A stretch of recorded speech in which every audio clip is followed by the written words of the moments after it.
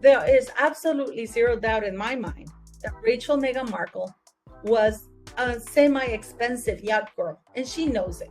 Many of you have seen this picture already. You see that there's Meghan with her Cajuna hat. Picture this: Meghan Markle and Sarah Ferguson, two women from totally different royal worlds, suddenly tangled in the same scandalous story. Meghan, the Hollywood star who broke into the palace. Fergie, the red-headed rebel who's seen every royal secret up close. But now, rumors say Fergie's the one spilling the tea, and it points straight to Prince Andrew. Yacht parties, secret introductions, and whispers that Meghan's royal journey might have started way earlier than anyone thought. This isn't just gossip. It's a royal plot twist that could make Buckingham Palace shake. So grab your tea, hit subscribe, and stick around, because this royal storm is just beginning. Before the royal titles, before the palace drama, Meghan Markle was just a girl from Los Angeles with a dream that burned brighter than the Hollywood lights. She grew up in a world split between two realities: her mom, Doria, guiding her with warmth and discipline, and her dad, Thomas, working behind the scenes in television. So from a young age, Meghan wasn't just watching Hollywood, she was learning how it worked. Cameras, scripts, image, she absorbed it all. After Northwestern University, she set her sights on the big time. But Hollywood isn't kind to newcomers, and Meghan knew it. She started small, bit parts, commercials, those blink and you'll miss it moments, but even then, she stood out. Confident, polished, always camera ready. People in the business said she had this it girl energy. But what really made her different was strategy. Meghan wasn't waiting for fame to find her, she was building it brick by brick. She showed up everywhere that mattered: charity events, film premieres, high-profile fundraisers. She'd smile for every camera, shake every hand, and make sure people remembered her name. Industry insiders say she was always networking, not in a pushy way, but in a way that made you want to know her. She taught causes, fashion, travel, politics, anything that made her seem worldly and sophisticated. And as her acting career grew, so did her connections.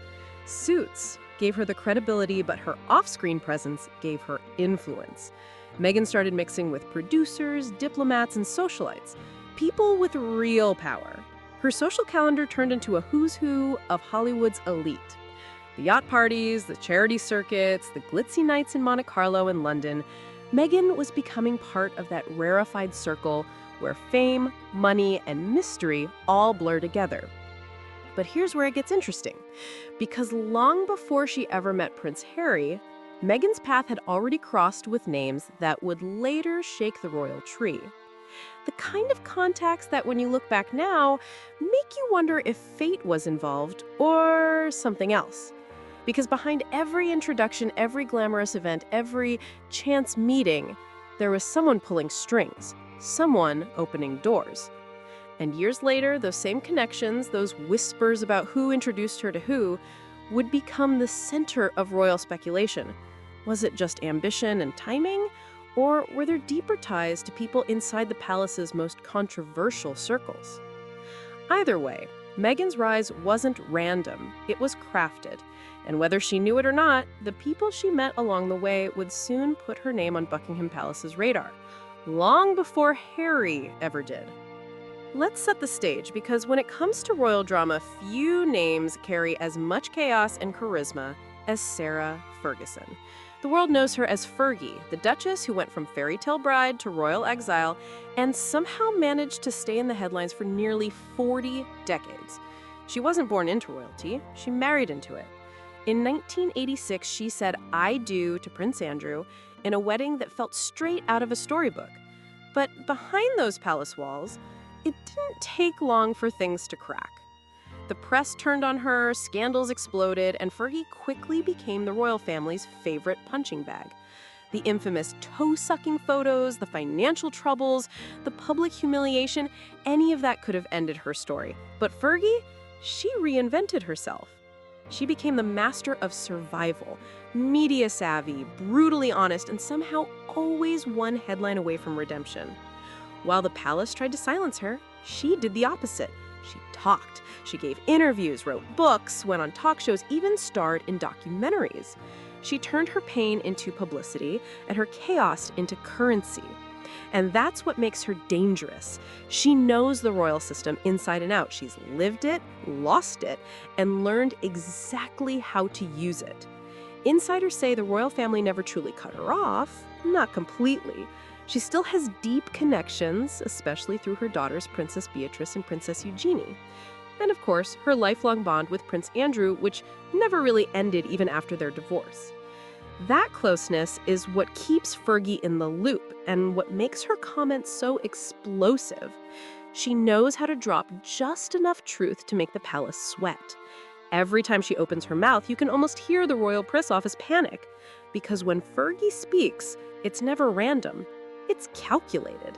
She has this way of mixing confession with mischief, honesty with mystery. And this time, her words allegedly lit the fuse on a story no one saw coming, a story that links Meghan Markle to Prince Andrew. Sources say whatever Fergie revealed has the palace on edge, scrambling behind closed doors to contain it. Because when Sarah Ferguson stirs the pot, she doesn't just make headlines, she makes history. Here's where things explode. The alleged comment that set the palace on fire. According to insiders, during what was supposed to be a quiet, off-the-record chat, Sarah Ferguson reportedly dropped a line so shocking that even her closest friends didn't know what to say. She allegedly said, Meghan was Andrew's first client. Just 6 words, but they hit like a royal earthquake. Within hours, whispers started flying across London society circles. Did Fergie mean it literally? Was she talking business, reputation management, or something far darker? Nobody knew for sure, but the damage was instant. Tabloids went into overdrive, social media blew up, and press reporters scrambled for statements that never came. The palace stayed silent. Too silent. Behind those gilded gates, the mood turned into full-blown panic. Staffers were calling crisis meetings, lawyers were on alert, and PR teams were trying to figure out how to smother a story that was already burning across the internet. And the worst part? Everyone had a different version of what Fergie meant. Some claimed she was joking, others swore she was dead serious, and a few even suggested it was her way of settling old scores with certain royals who'd turned their backs on her.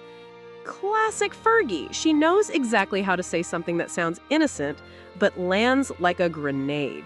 And imagine being Prince Harry in that moment. You're already battling headlines, fighting for your wife's image, trying to keep distance from the palace, and suddenly, your wife's name is being whispered in the same breath as Prince Andrew, one of the most controversial figures in modern royal history. No wonder insiders say Harry was livid and Meghan was devastated. Because even if the comment wasn't meant the way it sounded, once it's out there forever. And with Fergie, that's the thing. She doesn't always clean up the mess. Sometimes she just walks away and lets the palace burn. Behind those polished palace doors, the reaction was instant. And it wasn't pretty. Sources say the royal household went into full-blown crisis mode within hours of Fergie's alleged comment hitting the gossip circuit. Prince Harry, who spent years protecting Meghan from the British tabloids, was reportedly livid. Not the red carpet smile kind of angry, the kind of quiet, clenched jaw fury that says he knows exactly how bad this could get. He's been through this before. Headlines twisting every word, rumors multiplying overnight. But this was different. Because it wasn't some faceless reporter spreading a story. It was coming from inside, from someone who once wore the royal crown herself. And for Harry, that betrayal cut deep. Meghan, meanwhile, chose a different approach. No statements, no appearances, no reactive interviews, just silence. She's learned that sometimes saying nothing says more than any press release ever could. But make no mistake, insiders say she was shaken. The thought of being linked to Andrew, the man forever shadowed by scandal and controversy, was beyond horrifying. And for the palace, it was a PR nightmare waiting to explode. Within hours, advisors were reportedly pulling all-nighters, crisis teams were scrambling to contain the whispers, and press secretaries were pleading with editors to hold off on publishing unverified claims. But the more they tried to shut it down, the louder the story got. And hovering over it all, the ghost of Andrew's past. The one thing the royal family fears more than bad press is old scandals coming back to life. Especially the ones tied to Epstein, especially the ones that already nearly destroyed their reputation. So when Fergie's name, Meghan's name, and Andrew's name started trending together, that was it. Alarms went off at Buckingham Palace. Staffers described the mood as tense and on edge. This wasn't gossip anymore. This was palace protocol in crisis mode, the kind of storm that shakes the hierarchy where every decision has to go through 10 layers of approval and every word feels like a potential disaster. Because when the walls of the monarchy start to crack, the panic isn't about truth, it's about control. Now, let's rewind and unpack why that comment cut so deep. Meghan's alleged link to Prince Andrew's world long before she ever wore a tiara. Before she met Harry, Meghan was already part of a glittering social scene that blurred the lines between Hollywood, high society, and royalty. She was a regular at elite charity galas, luxury resort events, and yacht parties that drew the rich and powerful from every corner of the world. Producers, CEOs, models, politicians, and yes, sometimes royals. It was all part of her climb. She knew the importance of being seen, of networking, of being photographed in the right places with the right people. And here's where things get murky, because those same glamorous circles were also where Prince Andrew was known to mingle. Long before the scandals, Andrew had a reputation for showing up at high-end social gatherings, parties in Monaco, Caribbean getaways, exclusive fundraisers, often surrounded by beautiful women and powerful men. He wasn't exactly a stranger to controversy, even then. His friendship with Jeffrey Epstein would later turn that reputation into something far darker. And once that story broke years later, everything Andrew touched, every person, every event, started being scrutinized. So when whispers surfaced that Meghan once floated through some of those same spaces, not necessarily with Andrew, but around them, it gave new fuel to an old fire. Maybe it was coincidence. Maybe it was strategy. Maybe it was just the small world nature of celebrity culture. But Fergie's comment, Meghan was Andrew's first client, made it sound like more than coincidence. It twisted the narrative, hinting at something deeper, something the palace never wanted revisited. Suddenly, those old yacht party photos and charity guest lists were being pulled apart by online sleuths, tabloids, and royal watchers desperate to find a link. And whether or not that link actually exists almost doesn't matter anymore. Because once the idea is out there, it takes on a life of its own. Fergie knows that better than anyone. One cryptic comment, one little spark, and suddenly the entire royal press machine is on fire. And in this case, her words didn't just stir trouble. They reopened the door to one of the monarchy's most haunted scandals: Meghan, Andrew, and Fergie. 3 names that should have never shared the same headline, now forever tied together in a story the palace is praying the world forgets. When Sarah Ferguson's alleged comment hit the public sphere, it wasn't just a story, it was a full-blown media explosion. Within minutes, Meghan and Andrew was trending on Twitter, TikTok, Instagram, and every celebrity gossip forum you can imagine. Fans, royal watchers, and critics all rushed to dissect every syllable, every possible implication. Tabloids jumped in with their trademark drama. Front-page headlines screamed things like, "Fergie exposes Meghan's secret royal connection," and "Palace in panic after Duchess comment." Gossip sites churned out listicles and deep dives. Top 10 times Meghan could have crossed Andrew's path, and what Fergie really meant when she said it. Twitter threads became full-on detective boards, people digging into yacht guest lists, charity galas, early Hollywood parties, and every appearance Meghan made before she met Harry, trying to connect the dots. And then came the memes, biting, hilarious, and ruthless, spreading faster than any official statement could. It was chaos wrapped in entertainment, because when the public catches a whiff of royal scandal, it doesn't matter if the story is confirmed, exaggerated, or just a wink. Ambiguity itself becomes headline gold. Fans are obsessed with peeking behind the palace curtain, with seeing the untold stories, the secrets the monarchy works so hard to hide. And in this case, Fergie's words were the perfect spark.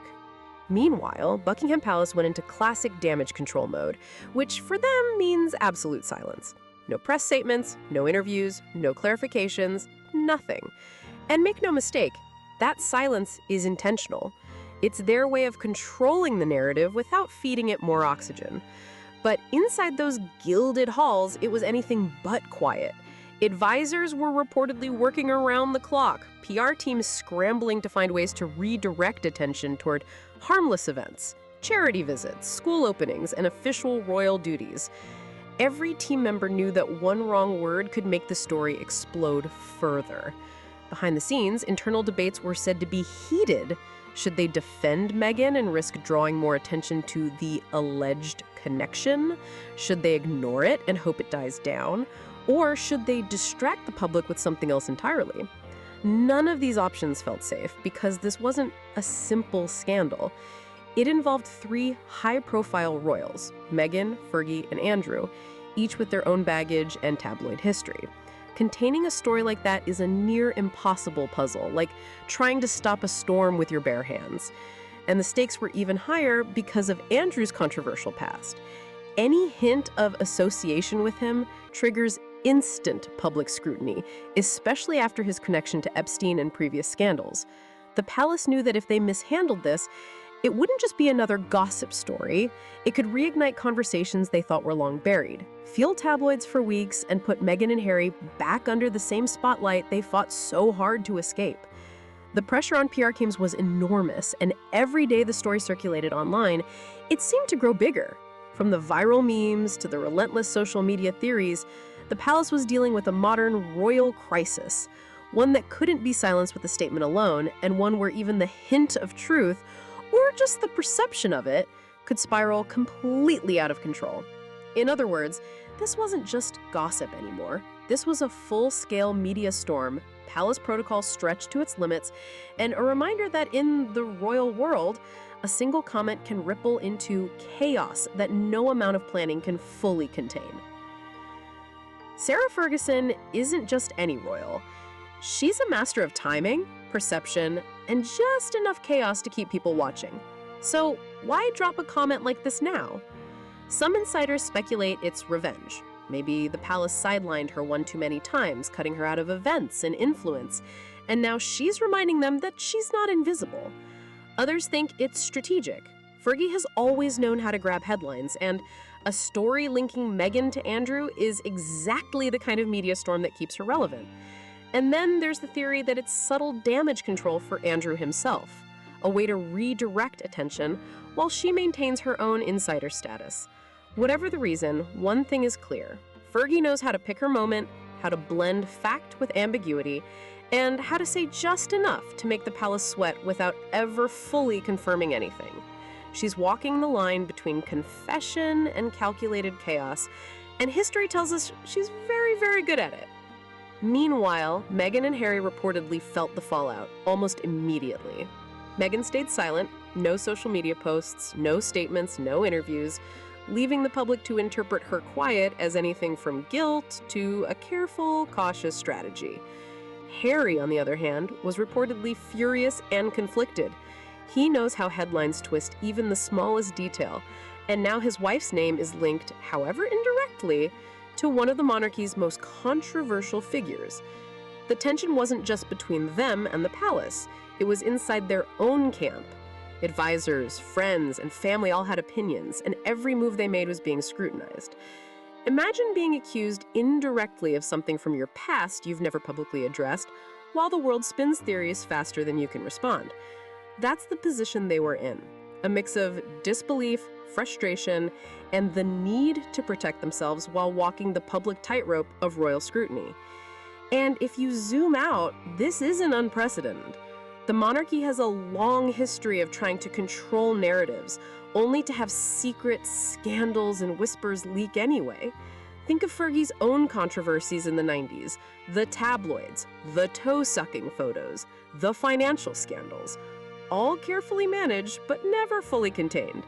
Think of Andrew's media fallout, the Epstein connection, and the way every attempt at control seemed to backfire. The pattern is clear. Royalty tries to control, manage, and spin. Yet chaos keeps bubbling up from inside and outside the palace walls. Fergie's alleged comment, Meghan's Hollywood past, and Andrew's controversial history fit right into that cycle. It's a story that combines scandal, secrecy, and timing. Classic royal drama repeating itself in a modern, social media-fueled world. And once again, the palace is reminded, no matter how much you try to control the story, the narrative often controls itself. And just like that, the royal drama keeps spinning. Fergie drops a comment, Meghan stays silent, Harry fuming behind closed doors, and the palace scrambling to contain a storm that seems impossible to control. This isn't just gossip anymore. It's a perfect storm of scandal, secrecy, and social media frenzy. A reminder that even decades of royal experience can't stop the headlines from exploding. Whether Fergie meant it as mischief, revenge, or strategy, one thing is clear. She knows exactly how to shake the palace. And for Meghan and Harry, they're caught in the middle, navigating whispers from the past they never asked to revisit, while the world watches every move. Royal life has always been about appearances, control, and legacy. But sometimes even the best plans unravel. So as the tabloids spin, the memes go viral, and the palace braces itself, one thing is certain. In the world of royalty, no secret stays buried forever. And every comment, every connection has the power to ignite a storm. Keep your eyes on this story, because if history teaches us anything, the next twist is always just around the corner.